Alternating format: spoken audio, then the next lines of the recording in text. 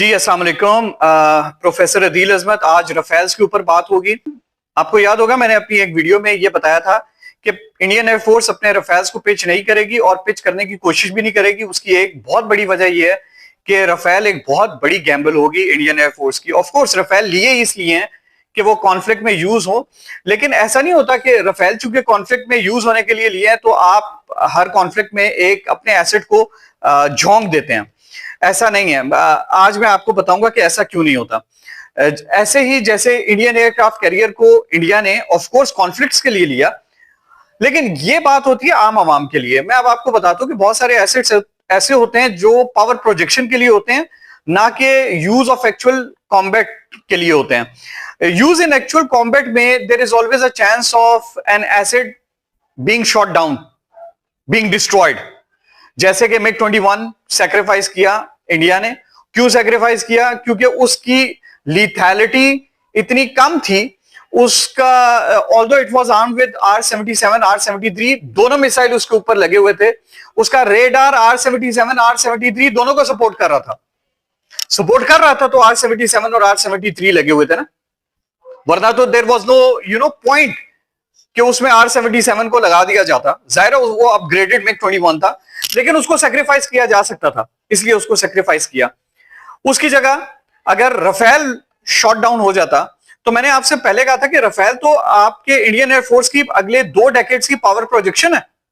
अगर वो power projection शुरू में ही ढेर हो जाए तो वो 2 दहाइयों तक जो आपने बिलियंस ऑफ डॉलर्स को इन्वेस्ट किया वो तो गए, वो तो जाया हो गए। वो परसेप्शन उसकी एक डेवलप ऐसे हो जाती है। पाकिस्तान एयरफोर्स के पास भी J-10s हैं, J-10Cs हैं, जो अभी उन्होंने मशीन्स ली हैं, और ऑफ कोर्स वो भी एक बहुत इंपॉर्टेंट पाकिस्तान एयरफोर्स का एसेट है। लेकिन पाकिस्तान एयरफोर्स ने उस एसेट को अपने यूज किया कॉम्बैट में, कॉम्बैट एयर पेट्रोल्स में, sorry not in combats, combat air patrols. और J-10Cs ब्लॉक 2, 3, 1, 2, 3 ऑल ये आपके कॉम्बैट प्रूवन है। 3 तो नहीं, 3 तो अभी यूज हो रहा है कॉम्बैट एयर पेट्रोल्स में, लेकिन 1 और 2 कॉम्बैट प्रूवन है, जो कि 2019 की स्कर्मिश में जिन्होंने हिस्सा लिया था। तो अब मैं आपको स्टोरी बताऊंगा इंडिया के रफेल्स ने, कि वो रफेल्स के साथ क्या वाकया पेश आया जिसकी वजह से वो रफेल्स वापस लैंड कर गए। देखिए, मैंने आपको एक बात की थी कि ये वाली जो एरियल एंगेजमेंट होगी, ये BVR एंगेजमेंट और BVR मिसाइल्स की जंग होगी। पाकिस्तान की तरफ से PL-15 जो है वो एक गेम चेंजर आया। गेम चेंजर इसलिए आया कि मैं कभी भी इंडिया के जो मीटियोर है उसको डाउन प्ले नहीं करूंगा। रफेल एक बहुत जबरदस्त प्लेटफॉर्म है, सुन लीजिए, रफेल वाकई बहुत जबरदस्त प्लेटफॉर्म है। उसका मीटियोर, उसका रेडार जो उस मीटियोर को सपोर्ट कर रहा है वो बहुत जबरदस्त है, नो डाउट। लेकिन when it is meeting J-10Cs, जिसको हमने अपनी एक्सरसाइजेज में रफेल के अगेंस्ट पिच किया हुआ है, और पिच करके वो रिजल्ट जो हम कहते हैं कि हमने निहायत सक्सेसफुल रहे हैं, आप इसको कंटेस्ट करते होंगे, लेकिन यही वो कॉन्फिडेंस है जिसकी वजह से आज J-10C आपके कॉम्बैट एयर पेट्रोल्स में यूज हो रहा है PL-15 के साथ। आपका JF-17 थंडर ब्लॉक 3 PL-15 के साथ इस वक्त कॉम्बैट एयर पेट्रोल्स में यूज हो रहा है। तो मैं आपको बताऊंगा कि क्यों इंडियन एयरफोर्स के अंबाला से उड़ते हुए रफेल्स वापस इमरजेंसी लैंडिंग की, वापस लैंड हुए, और उसके बाद से वो कैप मिशंस में नहीं आ रहे। वो क्यों नहीं आ रहे मैं आपको बताऊंगा। देखें, मैंने एक बात तो की थी कि ये वाली एरियल एंगेजमेंट BVR एंगेजमेंट्स होंगी। ये वाली एरियल एंगेजमेंट आपके PL-15 वर्सेस मीटियोर होगी, आपकी AMRAAM वर्सेस मीटियोर होंगी। ठीक है, ये तो मैंने की, ये आपको याद होगा। SD-10 और जो आपका है स्पैरोज और साइड वाइंडर्स, इनकी एंगेजमेंट्स होगी विजुअल कॉम्बैट में। लेकिन एक और एलिमेंट भी है जिस एलिमेंट को पाकिस्तान एयरफोर्स ने बेहतरीन तरीके से यूटिलाइज किया, और वो एलिमेंट है, कौन सा एलिमेंट? एवैक्स का, जैमर्स का। एवैक्स और जैमर्स जो पाकिस्तान एयरफोर्स ने निहायत कनिंगली यूज किए। एयरफोर्स किसी भी इंडियन एयरबेस से कोई एयरक्राफ्ट उड़ता है, Pakistan gets to know which aircraft has taken off, उसकी डायरेक्शन क्या है, वो किस तरफ बढ़ा, उस एयरक्राफ्ट का टाइप क्या है, किस स्पीड से जा रहा है। स्पीड से कैलकुलेट भी हो जाता है कि उसकी ओरिएंटेशन क्या है, उसका मिशन पेलोड क्या है। तो पाकिस्तानी एयरफोर्स ने देखें PL-15 तो एयरक्राफ्ट के ऊपर है, उनके मीटियोर्स हैं, उनके R-77 है, R-73 है, ये तो लोडेड हैं। तो ऐसा नहीं है कि एक जेट-10C पाकिस्तानी एयरफोर्स ने उड़ाया, वो बॉर्डर के करीब आया, तो जो रफेल्स था, तो ये पाकिस्तानी JF-17 थंडर ब्लॉक 3 है, यहां पे तो नहीं, लेकिन यहां इस लोड के ऊपर उसने PL-15 कैरी किया हुआ है। तो as soon as both aircraft are airborne, तो इस वजह से वो वापस रिटर्न कर गया, रिटर्न टू बेस हो गया।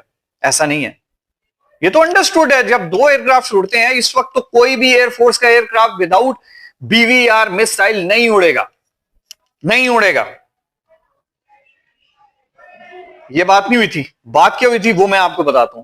पाकिस्तान एयरफोर्स जैमर्स एंड एवैक्स work together in order to jam the communications and the systems of Rafales. उन्होंने Rafales के कम्युनिकेशन और सिस्टम को जैम किया। देखिए पहले एयरक्राफ्ट्स में क्या होता था, मैं अब आपको एक्सप्लेन करता हूं कैसे। पहले एयरक्राफ्ट्स में क्या होता था, पहले एयरक्राफ्ट्स में, पुराने एयरक्राफ्ट्स में ये होता था, ज्यादातर चीजें एनालॉग होती थी। होराइजन इंडिकेटर, आपके तमाम के तमाम नीडल्स होती थी, ऐसे इंस्ट्रूमेंटेशन होते थे जो कि मैकेनिकल इंस्ट्रूमेंटेशन होते थे, इलेक्ट्रॉनिक्स नहीं होते थे। जब से MFDs आई, मल्टी फंक्शनल डिस्प्लेज आए, आपका हर गैजेट पूरे का पूरा fly by wire system, it is electronic now. अब तो यह एबिलिटी आ गई है कि एक अच्छे उड़ते हुए एयरक्राफ्ट को भी जैमर्स उसके प्रॉब्लम्स क्रिएट कर सकते हैं और उसकी सर्वाइवेबिलिटी का मसला हो सकता है। ऐसा नहीं होता कि उसकी सिर्फ कम्युनिकेशन खत्म हो गई है। The aircraft can have a failure at any stage and it can cause the aircraft to crash. Pakistan air force ने तो सिर्फ एक वार्निंग दी थी। ये छोटी से छोटी जो जैमिंग है, जैसे for example if an aircraft is cruising at 10,000 feet और उसके अंदर से अब आपकी वार्निंग्स आने शुरू हो जाती हैं। For example terrain, pull up, gear not done, ऐसी वार्निंग्स आने शुरू हो जाती हैं जिसमें आपके रेडार जैम हो जाते हैं, जिसमें आपकी communication with your control tower, with your other fighter aircraft which are escorting you, उन एयरक्राफ्ट के साथ भी आपकी कम्युनिकेशन अगर जैम हो जाती है तो आपकी सर्वाइवेबिलिटी एट स्टेक है। आपको तो मिसाइल अप्रोच वार्निंग नहीं मिलेगी। तो आप तो एक सिटिंग डक इसको बोलते हैं, you are a sitting duck. आपको तो दूसरे एयरक्राफ्ट ने सिर्फ और सिर्फ एक मिसाइल को एम करना है, आपको ना वार्निंग मिल रही है ना कुछ और, and you are going to be destroyed in seconds. तो ऐसा नहीं है। आपको मैंने पहले कहा था कि आप अगर अपने रफेल्स को पिच करते हैं, बहुत बड़ा एक एडवांटेज भी ले सकते हैं आप, एडवांटेज भी ले सकते हैं, क्यों नहीं ले सकते। बहुत कॉम्पैटिबल एयरक्राफ्ट है, बेहतरीन एयरक्राफ्ट है, लेकिन 36 के नंबर्स में। पाकिस्तान का 36 का नंबर उसको हैम्पर नहीं करेगा। आप पाकिस्तान का एरिया चेक करें, आप पाकिस्तान के नेबरहुड को चेक करें। Pakistan won't have to keep JT जिसको उसने ईरान के लिए रखना है, जिसको अफगानिस्तान के लिए रखना है, वो सब के सब आपके लिए रखना है। इंडिया क्या करेगा? इंडिया ने तो बांग्लादेश के लिए भी रखना है, इंडिया ने तो चाइना के लिए रखना है, इंडिया ने पाकिस्तान के लिए रखना है। कहां कहां पे एंगेज करेंगे? इसलिए कहता हूं वॉर्स की बात कर लेना, पाकिस्तान को ऐसा क्रिटिसाइज कर लेना कि भाई आपके पास पैसे नहीं है, हम आपके जहाज गिरा देंगे, आपने अपने जहाज छुपा लिए। और भाई छुपा लिए तो किस चीज ने जैम किया था? छुपा लिए तो इंट्रूजन कीजिए ना। ये तो बहुत बेहतरीन मौका है कि पाकिस्तान ने अपने एयरक्राफ्ट को छुपा लिया है, कराची से हटा लिया या कराची की तरफ कर दिया, गवादर कर दिया, इधर कर दिया, उधर कर दिया, छुपा दिए एयरक्राफ्ट, तो फिर तो एयर स्पेस आपको फ्री मिल गई। What are you waiting for? What are you waiting for? So don't fall a trap to your media. For heaven's sake, have some sense. आपके रफेल्स जैम हो चुके थे, आपके रफेल्स अब नहीं आ रहे हैं इस तरफ। पूछिए ना मीडिया से क्यों, किस लिए लिए थे रफेल्स? हमने JT जिस लिए लिए थे वो उड़े हैं, हमने JF-17 आगे फॉरवर्ड बेसिस पे रखे हुए हैं, ब्लॉक 3, हमने JT को एक्टिव ड्यूटी पे रखा, हमने अपने ब्लॉक 50, 52 F-16 को रखा। क्योंकि हमने इसी दिन के लिए लिए थे। ठीक है, आप हमें ये तो बताइए, तेजस कहां पे उड़ रहा है, रफेल्स कहां पे उड़ रहे हैं? आपके वर्क हॉर्सेस अभी भी SU-30M के आईज हैं, MiG-29 हैं, मिराजेस हैं। तो पाकिस्तान एयरफोर्स ने अपनी एबिलिटी शो की है, मसल शो किया, अभी से मसल शो किया। रिमेंबर कि एक्टिव एंगेजमेंट अगर होती है, जो मैं दुआ कभी नहीं करूंगा कि हो, मैं कभी नहीं चाहूंगा, मैं आपकी तरह कभी भी नहीं चाहूंगा। मैं एक पोर्शन ऑफ इंडियन मीडिया और इंडियन पीपल से बात कर रहा हूं, तमाम लोगों से नहीं। You are a peace loving people, आपकी मेजॉरिटी पीस लविंग है, अच्छे ताल्लुकात चाहती है, और वो जानती है कि पाकिस्तान के ऊपर सिर्फ इल्जाम लगाया जाता है और कुछ भी नहीं। They know it, they know it very well. तो मैं आप लोगों से यह जरूर कहूंगा कि अपने मीडिया से सवालात पूछिए, पूछिए। अगर हमारे पास एयरक्राफ्ट कैरियर था जिसके मुतालिक आपने बताया कि बेहतरीन एयरक्राफ्ट कैरियर है, ये पाकिस्तान तो एक एयरक्राफ्ट कैरियर की मार है, ठीक है। रफेल्स आपके पास है, जो आप कहते थे गेम चेंजर है। There is no game, there is not gonna be a change, ठीक है। तो हर चीज में जब आप आगे हैं, आप हर चीज में आगे हैं आपके मीडिया के मुताबिक, what is stopping you? I am not encouraging you, मैं आपको इंकरेज नहीं कर रहा, मैं आपसे ये सवालात इसलिए बार बार पूछ रहा हूं कि हम पीस की तरफ जाएं। हम फॉल्स परसेप्शंस में जब रहेंगे ना, फॉल्स फोर्स परसेप्शंस में, तो हम ऐसी गलतियां करते रहेंगे। आपने 2002 का स्टैंड ऑफ देख लिया, आपने 2019 का देख लिया, आपने अभी का देख लिया। तो मैं आपको इंकरेज ही कर रहा कि आप आए, मैं आपसे सिर्फ ये कह रहा हूं कि क्यों दोनों ममालिक के अवाम के मसाइल में इजाफा कर रहे हैं। मिल के चले, आगे चले, आगे बढ़े। We do not want to shoot down the Rafale. लेकिन अगर कोई स्कर्मिश होती है, कोई ऐसे प्रॉब्लम होता है, तो ऑफ कोर्स हम अपने तमाम इक्विपमेंट को एम्प्लॉय करेंगे।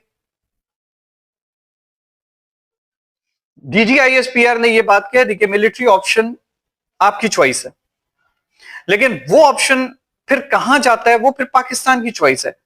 Pakistan is a friendly country, peace loving country. Peace करेंगे, आपको पीस मिलेगा, बल्कि हम पहल करेंगे। आपको पहल भी नहीं कर, हम पहल करते भी हैं। पाकिस्तान हमेशा पहल करता, अभी भी कर रहा है, कि ये एक फॉल्स फ्लैग ऑपरेशन था। Pakistan has got nothing to do with extremism and terrorism. We want peace and prosperity for ourselves and all the people of the region. Do you? Like, subscribe and support Professor Adil Azmat. और जाने से पहले special watch, ये मेरे father की special watch है। This is Seiko 5. I am going to show you. This is from 1982, I believe. Just 2 years after I was born, November 1982. So 1 year and 11 months after I was born. So it still works, और very special and very close to my heart, really. Thank you. Like, subscribe and support Professor Adil Azmat.